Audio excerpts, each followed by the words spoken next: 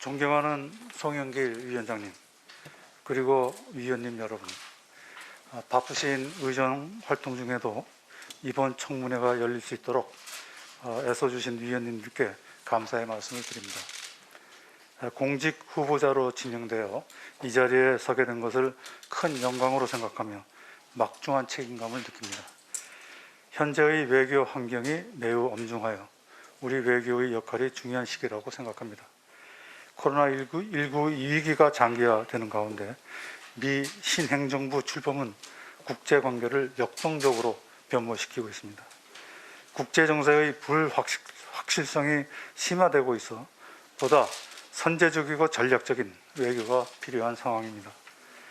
외교부 장관의 소임을 맡게 된다면 국가를 위해 봉사할 수 있는 마지막 기회라고 생각하고 우리나라가 처한 어려운 대외 환경을 슬기롭게 헤쳐나가 한반도와 동북아의 평화 번영을 실현하는 선도 국가로 도약할 수 있도록 최선을 다하겠습니다. 위원님들의 질의에 앞서 주요 외교 현안에 대한 생각을 간략하게 말씀드리겠습니다. 먼저 한반도의 완전한 비핵화와 항구적 평화 정책을 실현하기 위한 외교입니다. 문재인 대통령께서 최근 NSC 전체 회의에서 말씀하신 것처럼 한반도 평화 프로세스는 선택이 아니라 반드시 가야만 하는 길입니다. 새로 출범한 미 행정부와 조율된 전략을 바탕으로 북미 대화의 조기 재개를 통한 실질적인 비핵화 진전의 토대를 마련하는 데 외교력을 집중하겠습니다. 한반도 문제 해결을 위한 전쟁 불용, 상호 안전 보장, 공동 번영의 3대 원칙에 기반한 평화 외교를 추진하겠습니다. 지난해 우리 주도로 출범한 동북아 방역 보건 협력체에 대한 북한의 참여를 위한 견인 노력을 강화하겠습니다. 동아시아 차원의 평화, 안보, 생명 공동체 기반을 조성해 나가겠습니다. 올해는 남북 유엔 동시 가입 및 남북 기본합의서 채택 30주년을 맞는 의미 있는 해입니다.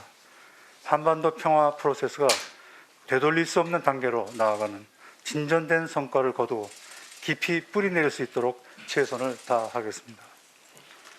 주변 4국가 전략적 외교를 통해 한반도 및 동북아 평화 안정을 공고히 하겠습니다. 미국 바이든 행정부와 정상 및 고위급 교류를 조기에 추진하여 신뢰와 정책적 공감대를 구축해 나가겠습니다. 동맹 현안의 합리적 해결과 보건, 안보, 기후변화 등 글로벌 파트너십을 강화하여 한미동맹을 더욱 공고히 하고 협력의 지평을 넓혀 나가겠습니다. 이러한 노력들을 바탕으로 우리 외교 안보 정책의 근간인 한미동맹을 보다 건전하고 후회적이며 포괄적인 동맹으로 발전시켜 나가겠습니다.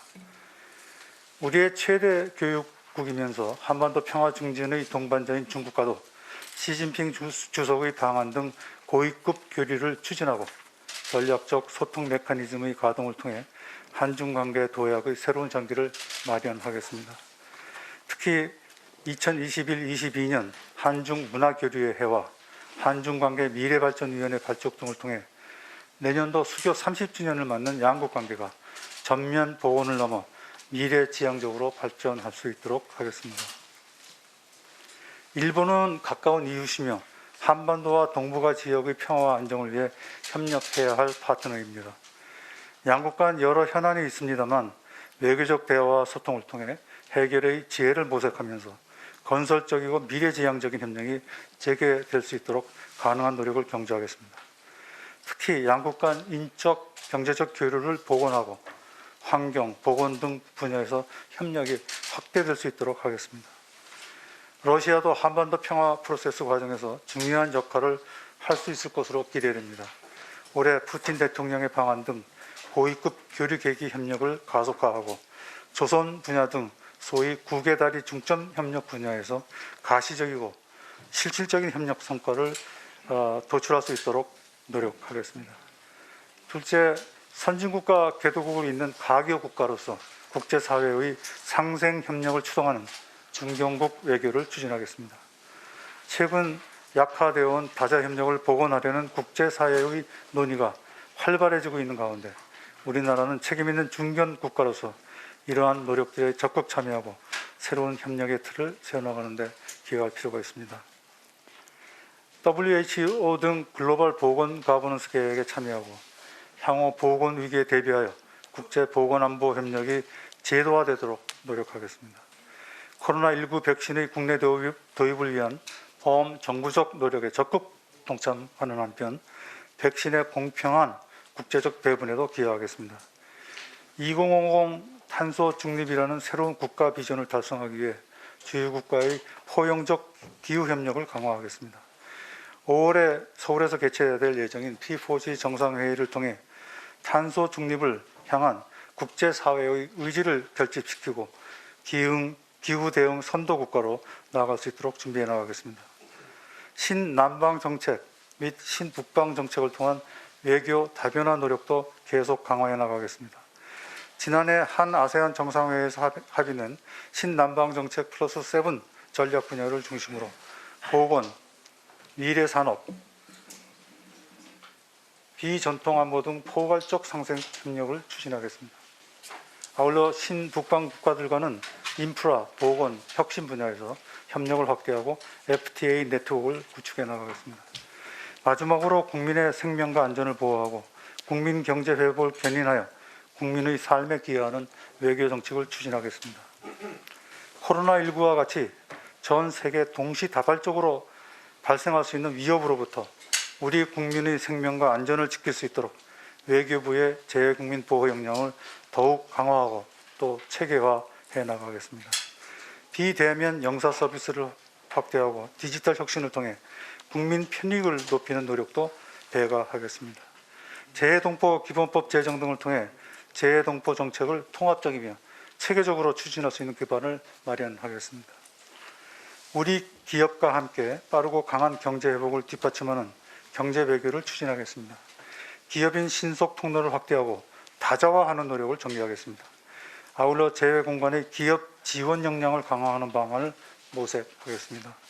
성장 잠재력이 높은 신흥 국가의 실질 협력도 확대하는 한편 한국판 뉴딜 정책 관련 국제 협력도 촉진하겠습니다. 급변하는 국제 경제 질서에 발빠르게 대응하는 선제적이고 전략적인 경제 외교를 펼쳐 나가겠습니다. 시장 다변화와 미래 경쟁력 확보를 위하여 CPTPP 가입을 적극 검토하겠습니다. 또한 G7, G20, APEC 등 다자회의에 능동적으로 참여하여 글로벌 현안 해결에 기여하고 자유무역과 다자주의 강화를 견인하겠습니다. 문화 예술 분야에서 우리의 우수성을 전 세계에 확산시킴으로써 우리나라에 대한 이해와 호감도를 높이고 이러한 노력을 통해 우리 외교 정책에 대한 국제사회의 이해와 지지를 확대해 나가도록 하겠습니다.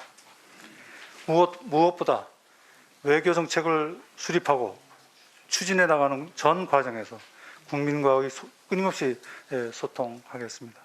주요 외교 현안에 대해 국민들의 의견을 수렴해서 정책에 반영할 수 있도록 노력하고 국민들의 지지를 받는 외교를 펼치도록 하겠습니다. 국민의 대표기관인 국회와 긴밀히 소통하고 협력하겠습니다.